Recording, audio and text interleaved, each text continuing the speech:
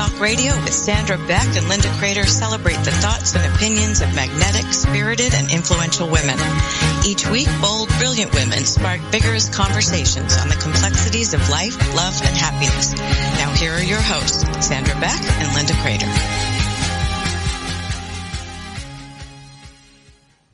Hey ladies, this is Sandra Beck and I'm here with Linda Kreter, and today is our Entrepreneur Show. And I got to tell you, I love entrepreneurs, mostly because I am one, but I get along really well with them. And Mary Kay from Mary Kay Cosmetics in 1963, that's when it was founded, had this great quote: "Aerodynamically, the bumblebee shouldn't be able to fly. But the bumblebee doesn't know that, so it goes on flying anyway." And entrepreneurs, especially me, can be very different. Now, for those of you that don't know, I am Asperger's, I am OCD, I am on the spectrum, as are my kids.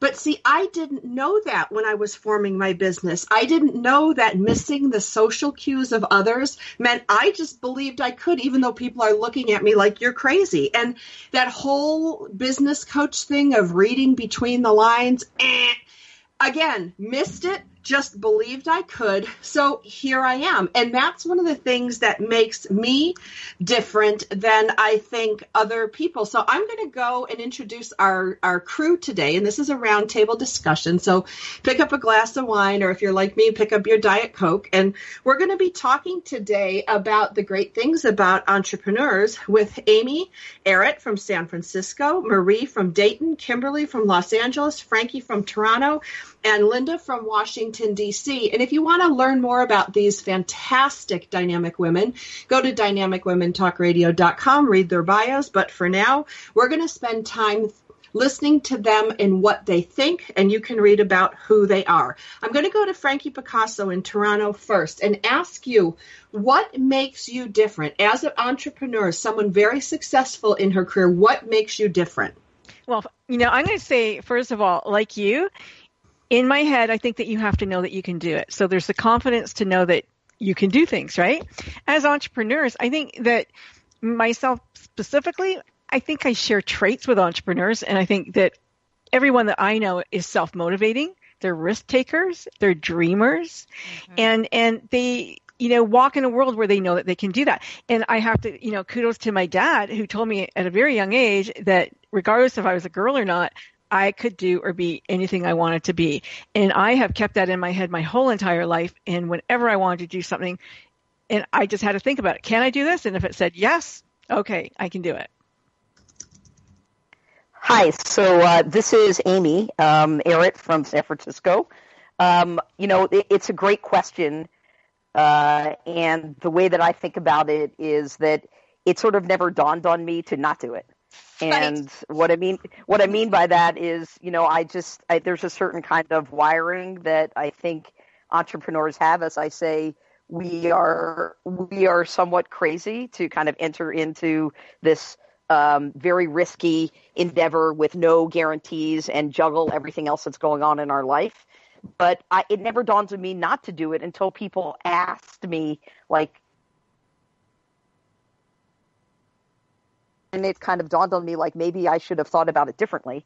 I too had parents that were very progressive for my time in life, and wanted me to know that I could do anything that I wanted to do if I just worked hard and set my sights on it.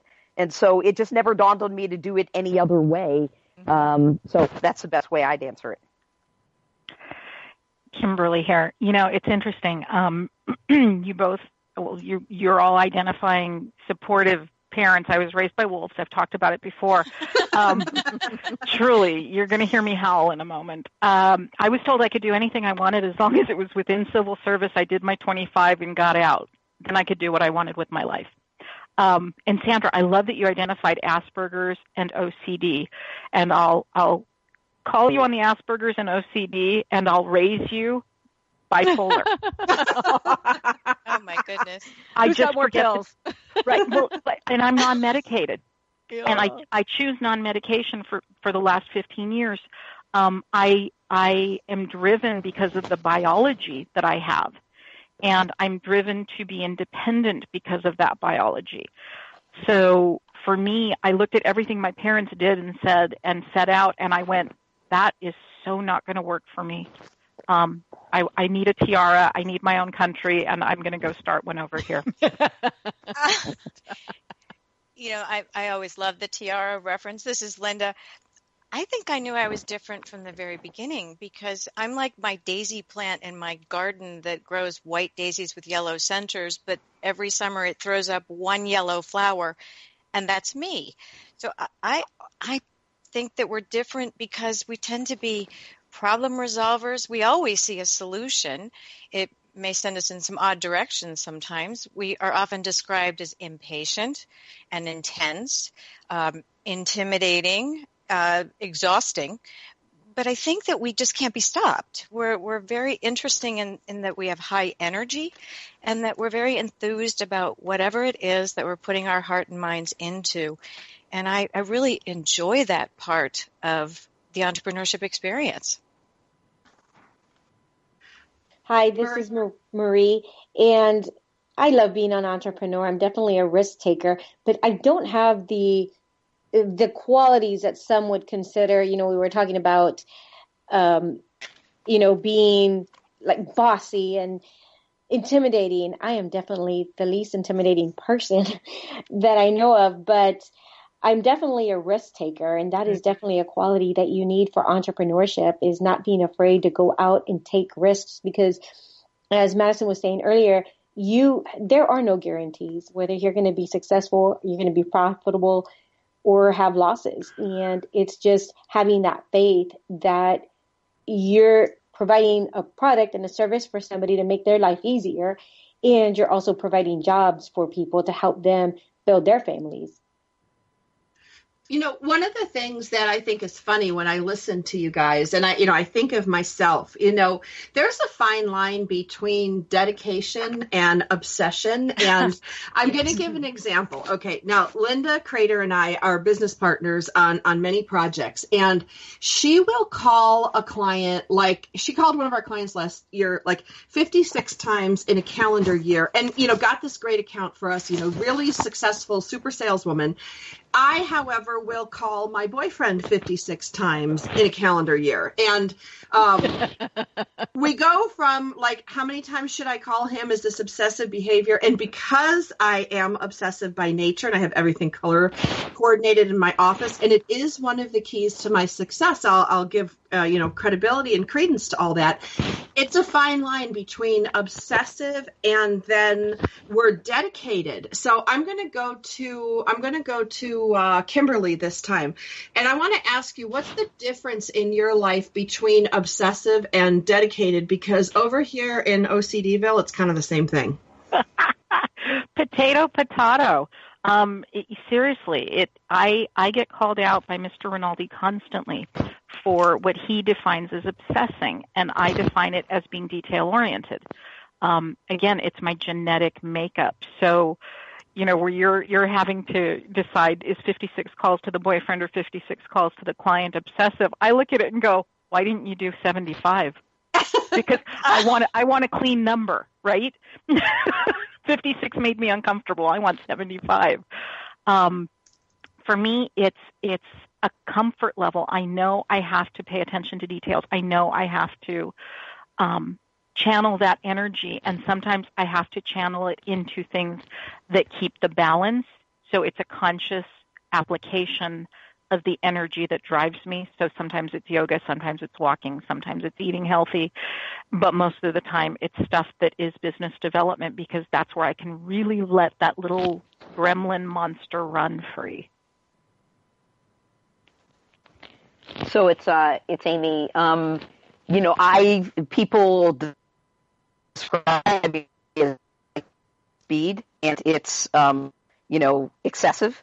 And it just keeps on going. And I think for me, the issue is that I just know, again, how to do things on one speed. I think the downside of that is just I have a very hard time sort of slowing down that speed and relaxing. And somebody was telling me once, it's hilarious, like, you should meditate. And I'm like, that would be torture. And I actually have learned to meditate, and it's been a great thing in my life. Mm-hmm. But I think the issue is that I just don't think, I want to dispel something. I just don't think you can be an entrepreneur any other way. I said the same things. Frankie here, meditation is sleeping torture. with one eye open. Yeah. I mean, like, why would anybody waste time doing that? So, you know, I think it's sleeping with one eye open. It's like being hyper vigilant.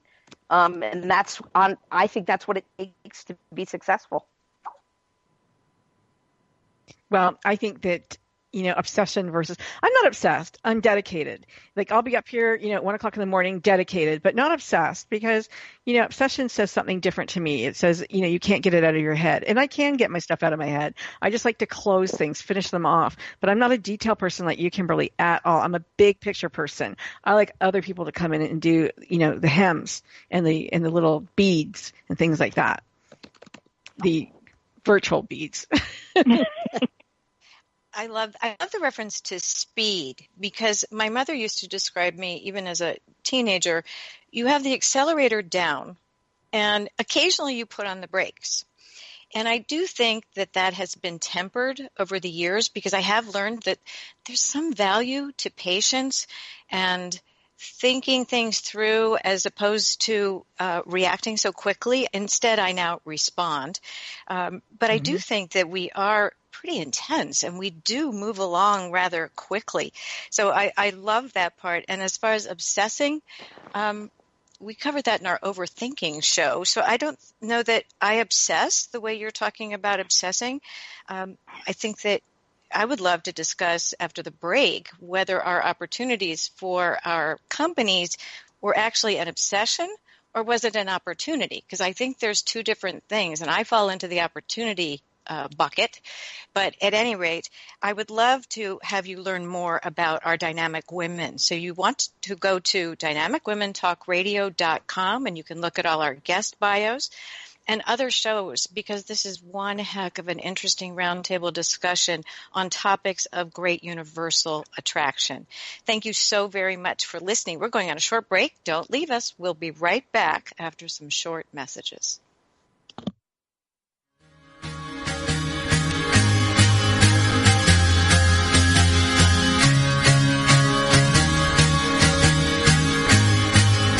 We're Dynamic Women Talk Radio, and we'll return after these short messages.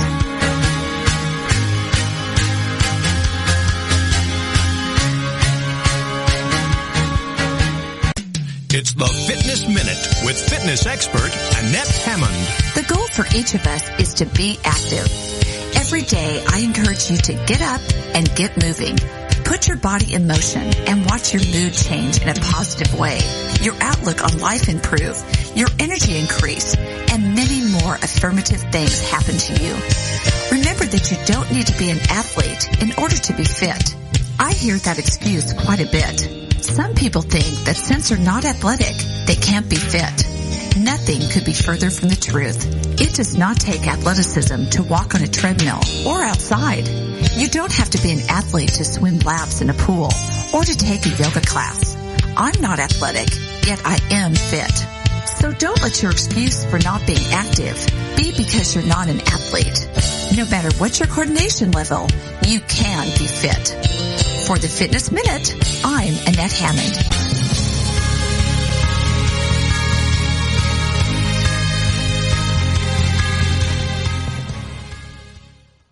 Hey ladies, this is Sandra Beck and Linda Kreter of Dynamic Women Talk Radio, and we are also on the Good Radio Network. So you're going to want to check that out because we are syndicated. We are all over the planet, and we are visiting today with Amy from San Francisco, Marie from Dayton, Kimberly from Los Angeles, Frankie from Toronto, and Linda from Washington, D.C.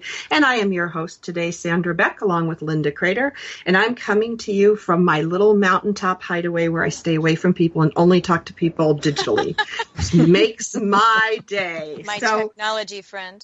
Yes, my technology friend. And that gets me into the opening of the discussion today with obsession versus opportunity. I have to say, I am obsessed with technology. I started on it when I was 4 years old and never looked back. And I am obsessive about my electronics. And I was able to transmute that into opportunity and build a series of companies in my lifetime and be a sole supporting mom of 2 little Asperger OCD genetic offspring.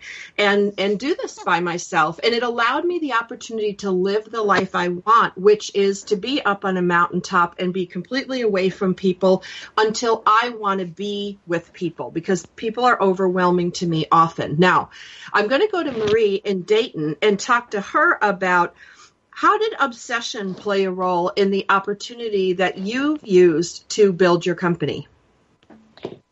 Thank you, Sandra. I love your story. Thank you both, Sandra and Linda, for allowing me to be here. I'll share something about myself with obsession versus opportunity. I was fired from my company, and when I could have obsessed over that and be stuck in these lawsuits because it truly was not warranted. I was the top sales representative and I got fired because I sold too much. But I took that into an opportunity and I purchased the company and I built it. Now it's been 7 years since I purchased the company. But a lot of times when we can become obsessive when we look at our mistakes and focus on our mistakes or adversities that come into our lives, or we can look at those adversities and those mistakes and look at them as opportunities.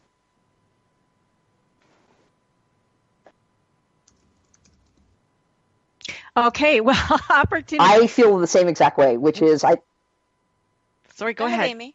Go ahead, Amy.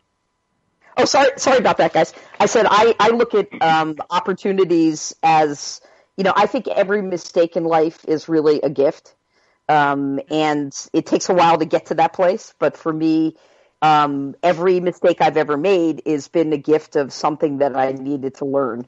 And how do you take that and not sort of take it as a continuous learning opportunity?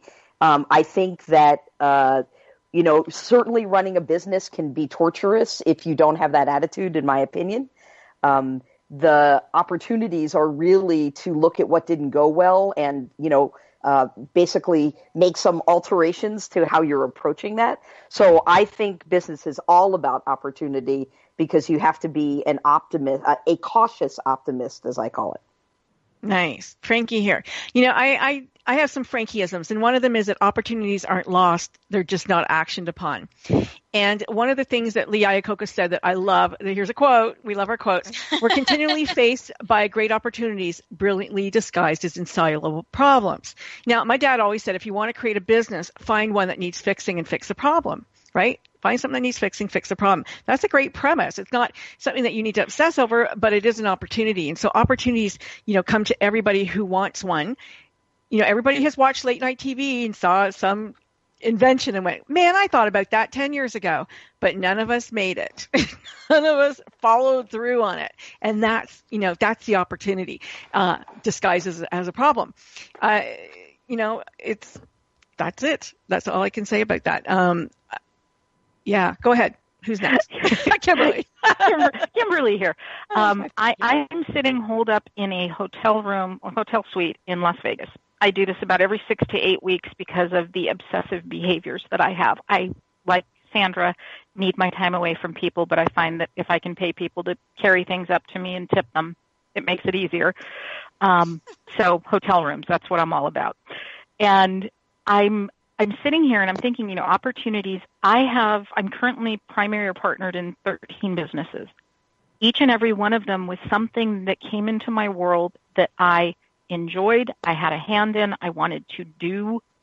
And just the entrepreneurial, the business mindset that I have is if I want to do it, number one, how do I make it tax deductible? Because, I want money benefit out of this. And then once I've done that, it's like, okay, well, now I want it profitable. So that is the linear path that my brain works in. And it's everything from I own an art gallery. I'm co-owner in an art gallery to one of my businesses is paranormal investigating, high-end, done-for-you programs. We show up, we buy out locations, And that's what we do in addition to coaching and radio station and. I have a personal coach who every once in a while tasks me with, can you just find a freaking hobby and not turn it into a business? Oh, Kimberly, this is Linda. I've heard that 100 times myself because I'm a serial entrepreneur as well. Everything from pharmaceutical clinical development to telecoms to advertising to call centers, and now obviously radio. And each time an idea came from watching the current status quo and saying, I could do that better. And I would like to do it more creatively and more efficiently. And why couldn't we do this and that and the other thing? But they were for other people at the time. And that wasn't going to work because it didn't fit the box that they had put around their business. So that was the start of my first and second business. The third came around because I took a vendor and turned that into another business as an extension. And then other businesses came about with staff development and helping other people to grow other businesses. And also obsessions, if you want to call them that, with wanting to be the best at a niche business, which required a lot of expertise in 6 or 7 different business areas to be really good. And I guess I've always believed that if you're going to do something, do it really well. But it was always opportunity that presented itself. It stood there, and it was a voice in my head that said, you can do this better. So try to work it in, and if it doesn't, go do it yourself. And it worked out beautifully. And I know we'll get to other deep topics in our entrepreneurship pathways, but mine was opportunity as opposed to obsession. I didn't obsess. I just went and did it. Well, I think that's one of the things, like fear doesn't hold us back. But I will say that there's something that happens with entrepreneurs. I know it happened with me. I know it impacted my marriage and I divorced, and it has impacted my kids, both in good and bad ways. That's why I use the word impact, not damage, because there's some pros and cons to all this. But I hear from like my brothers and sisters, and I won't call them muggles on the air. I'll just drop that out there. But they get mad at me because they're like, you never put your work down. You never stop working. But here's the problem, girls. I love what I do. It doesn't feel like work. It's as natural as breathing to me. And if you take my work away, I'm like a toddler that you just ripped my lollipop out of my hands. And so balancing family, relationship, and health with what I love to do has proven a big challenge for me. And as I enter into my 5th decade, I'm really trying to figure that out. I'm going to go to Marie first. Hi, thank you. Yeah, that is a challenge, having a balance. And I struggled with that early on. When I started one of my first businesses, I was a single mom with 4 kids, and I traveled with them everywhere. And I saw a video of one of my kids playing it while we're at the hotel room. And I see myself typing on the computer and focusing on work while the kids are kind of acting crazy in the background. And that really hit me hard and helped me realize how important it is when you're with family, be with family and focus on your family. And when you're at work, focus on work. So, that's also going back to the previous topic we were speaking about earlier, is having that, obsession or focus on the task at hand. And I've made a cognizant effort to make sure that when I'm with family, I have my phone off and I'm focused on them. Good for you. Hi, it's Amy. This topic of work-life balance is just always something that I find completely fascinating because, well, I'm going to bring up something sort of odd. I'm not sure. I think this might be a gender issue in the sense of that we women, are juggling a lot of things. That's not to say men aren't, but my typical conversations with people about work-life balance is more with my women friends, not my male friends or even my male. And I think that's a very interesting thing, right? Because we kind of do it all, and I love doing it all. But I also think that somebody was saying something about their siblings that was they're asking you, why don't you put your work down? I'm wondering whether you were a man, they would say that. And so I just, it's just curious to me. Now, as far as I'm concerned, I try to have work-life balance, but I love my work. And so I don't feel like I'm out of balance. And I have a family that's fantastic. And I prioritize. It's Frankie here. Excuse me. We're 15 seconds to end? No, go to ahead. Close. Okay, go, Linda. No, you can go. No, you go. I only need 15 seconds. Oh, sorry. My apologies. This work-life balance thing. Sandra, first of all, I want to say I see a gazillion pictures of you with your boys. You're hiking, you're going to concerts, you're doing stuff. So I don't think that they're losing any part of you at all. So, let's put that one away. Thanks. I only had one time where my kids said to me, please don't ever do that again. And it's when I put on the world title fight, the ISK world title fights for kickboxing. It was the first female kickboxing promoter in the world. And it was night and day, literally 24 hours a day, for months and months and months, 9 months actually, to birth it. And I didn't see my kids, and I didn't have time for my kids, and became an obsession. And they said, please don't ever do that again. And I never did. And I didn't. And I got into other things, and became a condom queen instead. But, keep going. Yeah, you got to explain that one. Yeah, you do. Oh, okay. Well, one of the things that, me, I'm all about social impact, right? So I started thinking, how can we get kids to use condoms? And one of the ways to do that, I thought, was that we could customize the packaging for them. And if they could put whatever message they wanted on the front, then they would be able, they could take ownership for it and use them. And so I started with the college crowd, and the university kids loved it. We sold a dozen packages to them, a dozen different sayings on a condom package with a condom inside.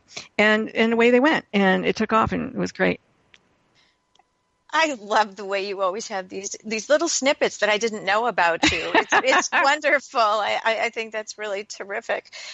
We are coming up on another break. It moves so quickly around here. But I think it's interesting. We're going to throw another quote in.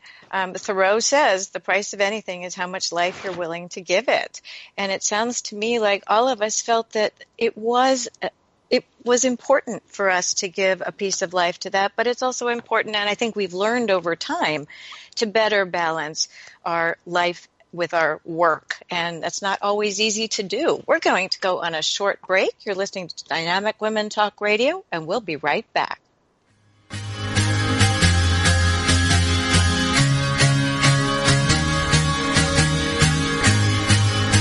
We're Dynamic Women Talk Radio, and we'll return after these short messages.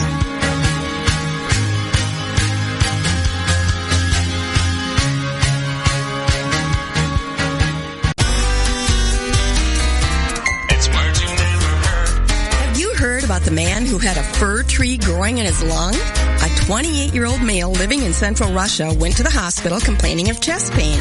And when doctors x-rayed his chest, they found what appeared to be a tumor in one of his lungs. However, upon closer inspection, they were amazed to find this tumor was actually a small fir tree complete with needles. The mopsicle-faced surgeon said he couldn't believe what he was seeing. What's another word for a skeptic? A pyronist. The 5-centimeter branch was removed from the patient and kept by the tree surgeon for further examination. Doctors suggest the man might have inhaled a small bud which then started to grow inside his body. What's the word for the fear of trees? Dendrophobia. I'm Carolyn Davidson, and you can have fun challenging your words you never heard vocabulary with my free app, Too Funny for Words. It's the Fitness Minute with fitness expert Annette Hammond. Back pain can really be a bother. Men's Health magazine states that 80% of all men suffer from back pain. One of the best things you can do to ward off lower back problems is strengthen your abdominal muscles. 75% of all lower back problems can be prevented by building your ab muscles. When your abs are weak, the muscles in your buttocks and the back of your legs, your hamstrings, have to work harder to keep your spine stable. One of the easiest abdominal exercises is crunches. Keep your low back on the floor at all times. Squeeze your abdominals as you crunch up and lower slowly in a controlled manner. You can do several sets of crunches every day to strengthen your abs and beat back pain. For the Fitness Minute, I'm Annette Hammond. To hear other fitness and weight loss tips, visit our website at AnnetteHammond.com.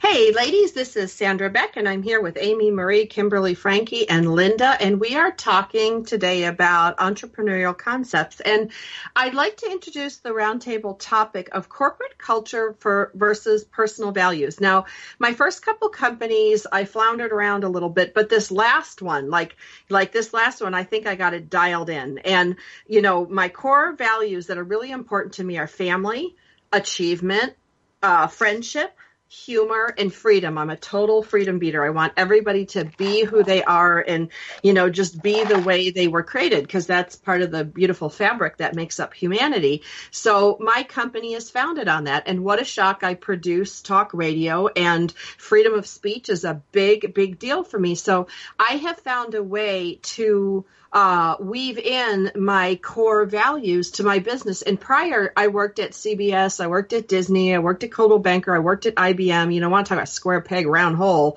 You know, that was tough for me. So aligning my personal values, my core values with my corporate culture is, again, just another way of seamlessly integrating my work life into my personal life so that it all becomes like one big, you know, happy balloon party, you know, until it's time to write the checks. Then it's not a happy balloon party, but most of the time it's a happy balloon party. So we're going to go to Kimberly first. Let's talk about core values versus your corporate culture you've created. You know, and it's interesting because I work with core values. That's one of the first things I do in coaching with people is get them to identify what their values are. Most of the time they don't know. They frequently know what they don't want. And we'll have to reverse engineer it from there. But I know I tell people you cannot compromise your values in interpersonal relationships. There is just no way to do it successfully. You can't do that and expect happiness, fulfillment. You can, unfortunately, in your business and work dealings, if you're working outside of your own business. You can go to work for somebody else and compromise your core values, but you have to know what you're compromising them for. You have to understand that it is not long-term sustainable, and you have to be realize why you're doing it. And the perfect example, I spent 20 years in corporate healthcare, which had some key core values that aligned with me, but again, square peg, round hole, I ended up with massive health issues because of it. And when I stepped out, the health issues came from core values for me are honesty, the ability to have healthy boundaries, and the ability to stand in the place where I speak my truth. Healthcare, big pharma. It was in absolute direct conflict. When I stepped into doing my own work and standing 100% in what I do, it made such a difference. And I tell people, know your core values, compromise them if you must, until you find what works for you. And that's why, like Sandra, I push people, for the love of God, start a business. Do it. You will never regret it. I have found a way to align corporate culture with my personal values by doing roundtables in my business. And one of my mentors, Les Brown, says there's no way you can be dualistic. And what I found is most people agree that, like, honesty, as Kimberly was mentioning, everybody agrees that honesty is a good thing. Everybody wants honesty, good attitude, restraint. And so what we've done is we've chosen some key values and we go over them and we do roundtables with all of our employees so that my values align with the employees' values and they know where we are. And it allows us to be raw and honest with each other, because when we go over these values, they already know what your core values are based on your action steps. So it allows you to be honest about it, and it allows them to be honest and help improve on some of these core values.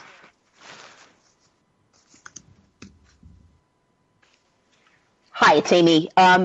So this is such a great topic because it's kind of a mantra for how I believe women weave in business and their life. And in our case, I run a company called Madison Reed.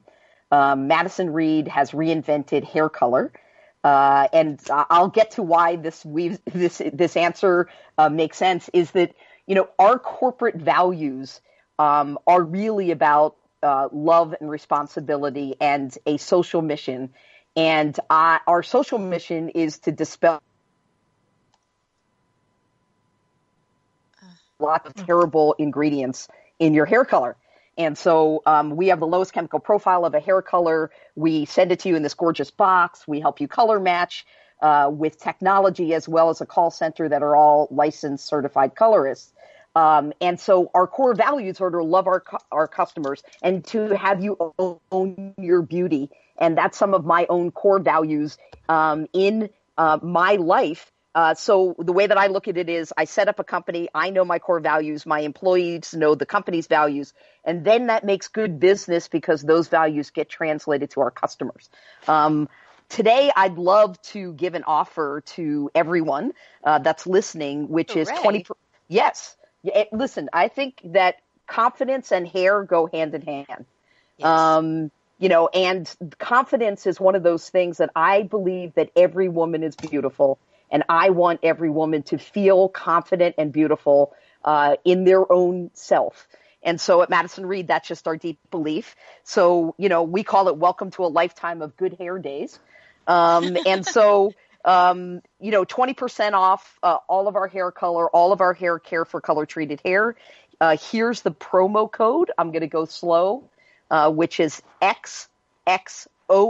So like love, XXOX. Amy, which is my name, AMY 17. And you're getting an offer that nobody else is going to get. And it's up to $250 of product. Wow. So thank you, Amy.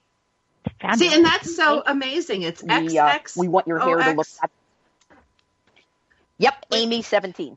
Yes, XXOX, Amy 17. Sorry, Amy, you just broke up for a little bit there. So for 20% off the hair color at Madison-Reed.com, XXOX, Amy 17. And Amy, I got to tell you, one of my ninja secrets in my business is, I've got this big head of blonde hair, and I love to go into tech seminars because I'm tall, I'm blonde, as my dad would say, I'm stacked.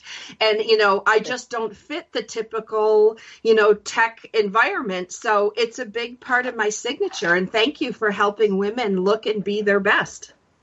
It's absolutely our pleasure. And I am just so proud to share it with you because I think it's a big deal. It's emotional. So. Mm-hmm. Mm-hmm. And you named the company after your daughter, didn't you? Yes. So I was gonna say something about the work-life balance. Maybe I'm rationalizing the work-life balance because I named the company after my kid. So I don't know if that gives me a free pass or whether that's a lot of pressure. I think that's a wonderful offer, Amy, and I'm sure that all of the listeners out there are going to be thrilled to try your product. How exciting is that? I just want to, I love the topic of corporate culture and values because, Kimberly, values are the very first thing as a coach I work with my clients on too. Like, what do you value? What are your values? And values are, they're internal to a corporation, but they're also external to the customer. And when customers, feel like they're in alignment with the company's values, then they're more likely to come to us. And that is why, with me and Social Impact and the Good Radio, it was built on that value of mine. That is freedom. It's generosity, flexibility, creativity. Those are my top values in love. And that's where I want my company to shine. So there you go. When I worked in public sector, I worked for the government for 7 years. And my job was to create programs and initiatives that would create good feeling within the company, so corporate culture, without giving them money. And it was a lot of fun to do that. You have to be very creative to do that. But the corporate culture changed, and the the kind of people who are engineers, they see things totally different than people like myself who see a smile as a measurement, as a performance measurement to something good, where they would say, well, how much money do they make? Do they make more money because they're more productive? It's not about that. Culture can be measured in so many different ways, and I think it's important to know that and note that.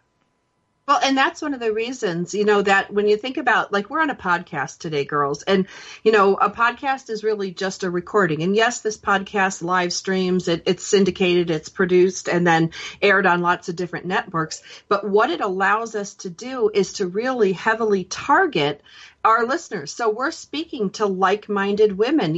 One of the things, the feedback that we get on Dynamic Women all the time is, I found my tribe. Like, I love you women because I'm just like you and I feel alone in my town, my company, my school, whatever it is. That's the type of feedback we get. So, being allowed to be on the air today and share these things is such a privilege with all of you. And I want to go to Kimberly, talk about your core values in your company.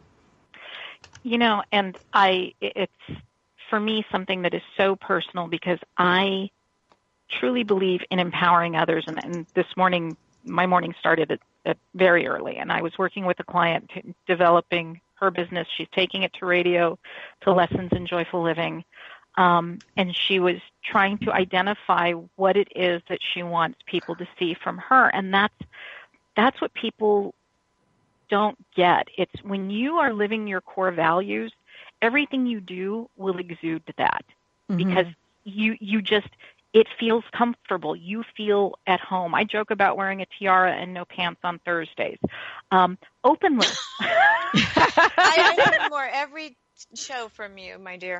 Right. No pants Thursdays is a thing. I actually have in my marketing that if I can work with you online, and I don't have to put lipstick on or pants for that matter, it's going to make us both happier.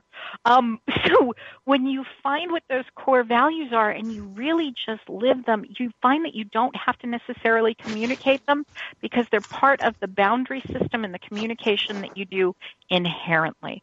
And I think that's the key factor, is really getting to know who you are. And I think as we get older, it becomes easier. I absolutely agree. This is Linda. I think that the corporate and the personal values were the same for me because I don't know how to act any differently. That's how I am. But I think that all of these thoughts are so important, and I want to make sure our listeners know who we're talking to. So we're speaking to Amy Errett from San Francisco, Marie Cosgrove, Dayton, Ohio, Frankie Picasso from Toronto, Kimberly Rinaldi from Los Angeles. I'm Linda Kreter in Washington, D.C., and Sandra Beck is in Los Angeles, and we are all dynamic women talking to other dynamic women and those who love them. We're going on a short break. We'll be right back.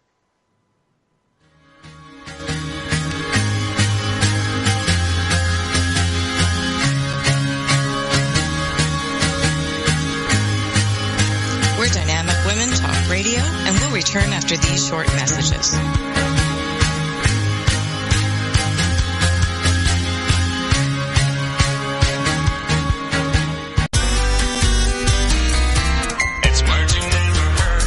Everyone knows you can catch more flies with honey than with vinegar. But who wants to catch a fly? Flies are quick and repulsive. Flies have 2 wings, while all other insects have 4. And they beat their wings 200 times per second. That's faster than a hummingbird. Flies jump up and backwards when taking off with an average speed of 5 miles per hour. What's the word for that annoying buzzing sound flies make? Frettin' and see. Pestologists tell us that flies' favorite color is red. Flies have kinesophobia. That's the fear of movement. So simply hang a plastic bag filled with water to keep the flies away. My only question would be, would a fly without wings be called a what? I'm Carolyn Davidson, and you can have fun challenging your words you never heard vocabulary with my free app, Too Funny for Words. It's the Fitness Minute with fitness expert Annette Hammond. Whether it's an anniversary, the holidays, a job promotion, a birthday, an event, or party, we have so many wonderful things to celebrate. Usually celebrating involves food, and if you're not careful, you end up eating celebration food that you normally would not eat. Many times we go from one celebration or event to another, And even though it's all good, our healthy eating can get off track. The way to combat that is to make healthy eating a lifestyle. I like the 80-20 rule. If you eat healthy, low-calorie food 80% of the time, it's not a problem to splurge or indulge in not-so-healthy foods 20% of the time. The 80-20 plan works and is a great way to make healthy eating a lifestyle. I'm Annette Hammond. If you're a fan of Fitness Minute, like us on Facebook at Fitness Minute with Annette Hammond.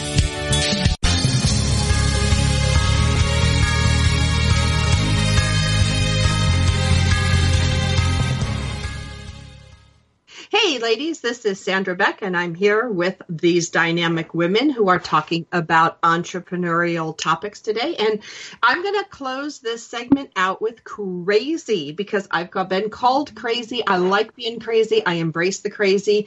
And Steve Jobs had a great quote. And, you know, we love quotes on this show. So just grab your pen and get handy. Here's to the crazy ones, the misfits, the rebels, the troublemakers, and the round pegs in the square holes, the ones who see things differently. They're not fond of rules. You can quote them, disagree with them, glorify or vilify them, but the only thing you can do is ignore them, because they change things. They push the human race forward. And while some may see them as the crazy ones, we see genius, because the ones who are crazy enough to think they can change the world are the ones who do. And everybody on this show today has left a legacy in some way, shape, or form, whether it's a company, it's a thought, a product, a different way of doing things, a system, even writing a snippet of code that makes something work that didn't work before is a huge legacy achievement. But I'm going to say the biggest achievement that I think I have made in my companies and with my kids is a thought. And I like to be thought of as a thought leader. And my thought that I'm going to leave as my legacy is, you know what? I'm different. And that's a good thing. And the very things that make me different, hard to understand, sometimes hard to be around, are the very gifts that once I have embraced them, led me to greatness. So that's what my legacy is. I'm going to go to Kimberly first, and we're going to talk about your legacy. What's your legacy, my friend? You know, my legacy is about people really standing in ownership of their behavior, their thoughts, their beliefs, all of it. When you own it, you can change it. If you are in that place where you're blaming everything outside around you for your circumstances, you're not at cause. You're at effect. You are waiting for permission from external sources to allow you to change. And I grew up in really difficult circumstances, and I joke about, being raised by wolves, but there was substance abuse, violence, domestic violence, sexual abuse. And until I owned that I was responsible for how I felt, how I responded at 28, how I was still blaming all of that, until I owned it, I couldn't change it. And it isn't about culpability or blame within. It's about, from this point forward, this is mine to do with what I will. And the second half of that is, it's not about whether the glass is half full or half empty. It's learning to be grateful for the damn glass. And that is a powerful place to be. I'm grateful for the damn glass, which means I'm grateful for every experience I've ever had. Now, try that. Amen. Yeah, try following that, Marie. I love that, Kimberly. Grateful for the damn glass. That's awesome. And I believe everybody leaves a legacy, whether you're an entrepreneur or not. But I would encourage more people to be entrepreneurs, because everybody's waiting everybody has a talent, a gift, something to give. And, what would happen if we didn't have the cell phone? Our lives are completely different with the technology because people took risks. And Henry Ford says, whether you think you can or you think you can't, you're right. Mm-hmm. Yeah. I love that quote. So it's Amy. We do this values clarification work in our company all the time, where we have these little cards, and people that come into the company figure out what are their top 5 values, and then they try to put a saying together about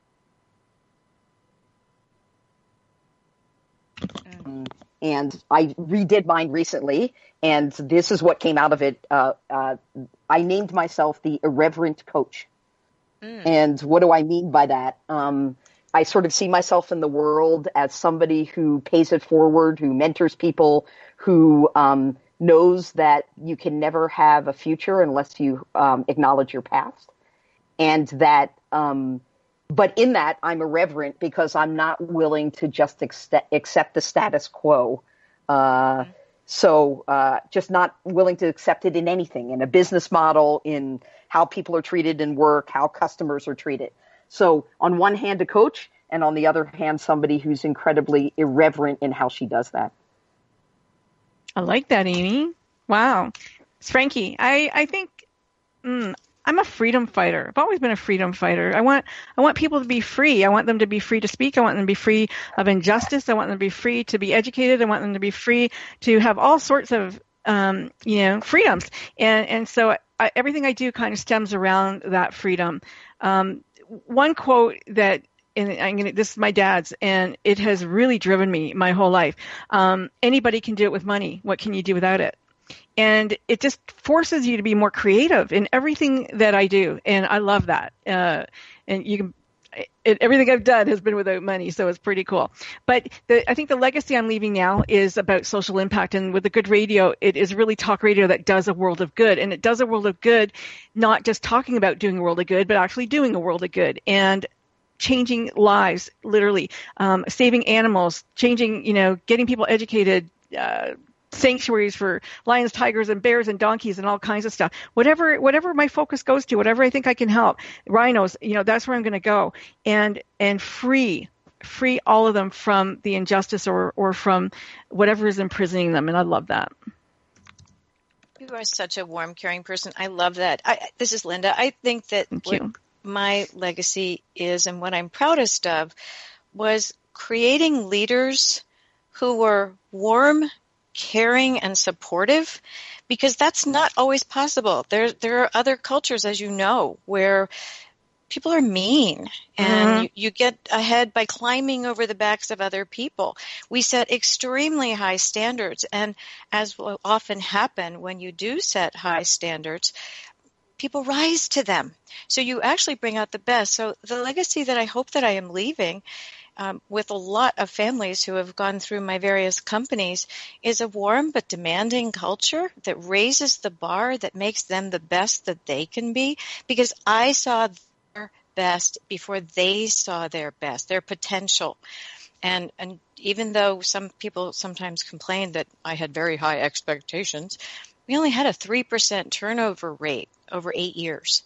And that's a pretty darn good legacy. The other thing I would say that I have provided to my children and to those who work for me is persistence. Because even if you fail once, you get up again. What is it? Fall down 9 times, get up 10. And it's true. So we don't give up, we entrepreneurs. Well, I think giving up is not in my nature. Like right. There's a lot of movie quotes that are like, failure is not an option. But I will tell you, as a soul supporting, I'm 3,000 miles away from my family. I care for my 83-year-old dad. You guys listen to my stories on Facebook about, the craziness that goes in our house when you got boys from 8 to 80. But failure is not an option. Making money is not an option. And I have closed companies to open companies. It's a constant reinvention. And every time I reinvent a company, I reinvent myself as well, because it's so intertwined. I'm going to go to Amy and ask her, Amy, when you did this latest company, Madison Reed, it's named after your daughter. I get that. But what was that part of you what was the one thing that you saw needed fixing? That women are willing to settle for products in the name of beauty, so that that vanity will trump all, and that it didn't have to be that way. So what motivated me was huge market that's had no innovation, both on the salon side and on the at-home side. And in fact, women that color their hair at home, we did a lot of work. They feel ashamed of that. Imagine, right? So. Easily. When I used to dump a box on my head, it was because I couldn't afford the money or the time to go to a salon. And, people would always say I have great hair, but I'm not going to say I got it for like $4.99 at the drugstore. That's not beauty. Mm-hmm. Exactly. So I just decided that there was going to be a better way, and I was going to take on the big CPG companies to dispel what they've educated women. And that's what we've done. And, you know, we're doing really, really well. The next thing we're doing is we're blowing up the salon industry by giving you places to go to called color bars, where you can be in and out in less than an hour for $60 and get your roots done. So anyway, you know, I just saw a market opportunity, but a social opportunity. Mm-hmm. I love that. I love that. Kimberly here. I have to ask Amy, will purple and blue be on the menu at some point? Because purple is on the menu now. You can get purple. You can get a form of blue, and there'll be more fun colors. There's some fun. They're called vibrant colors, but they're there. Awesome. I will be going. I've been a redhead for most of my life, and I've decided purple and blue at 50 are where I need to be. You know what? And I love Amy that you were bringing up that settling concept. It's the painful shoe. I'm here in Vegas. I'm looking at all these fabulous young ladies with painful, ugly, horribly high shoes, and I'm thinking at some point you're going to come to understand that being comfortable in who you are and being comfortable in what you do is more important than how things look. And I think that is paramount to what we should be doing in our lives. I think that's paramount to our business. I think that's paramount to our personal life. Yes, we do better when we feel good about ourselves, but frankly, I think that truth, that honesty of not worrying about what the trappings of other people look at you with, the eyes with which they look at you, are the important thing. It's how you feel about yourself. And right now, I feel fabulous with purple hair. And I'm 50, and there are people who are telling me that I need to grow up, and I laugh at them wholly and completely because you know what? This is what makes me happy today. Tomorrow it may be something different. So, can I jump in? This is Linda. I just want to mention that I think what we do, I think joy is so important. Joy and laughter and even being silly, because we are hardworking, we are intense, and we work really hard to do good things for our market, but also the people who work with us. So I really like to insert joy wherever I can go, and silliness too. All right, I'm going to give that code again for Madison Reed. What is it? Madison-Reed.com. And it's XXOX, like hugs and kisses, Amy, like our guest today, AMY, and 17, the number 7. So XXOX, Amy 17. Thank you, ladies. It's been such a pleasure to spend time together. Again, I love these dynamic women. And we are closing up our show. It's gone fast as usual. We'll be back again next week with another show and more dynamic women. Thank you for listening today to Dynamic Women Talk Radio. Talk with you next week.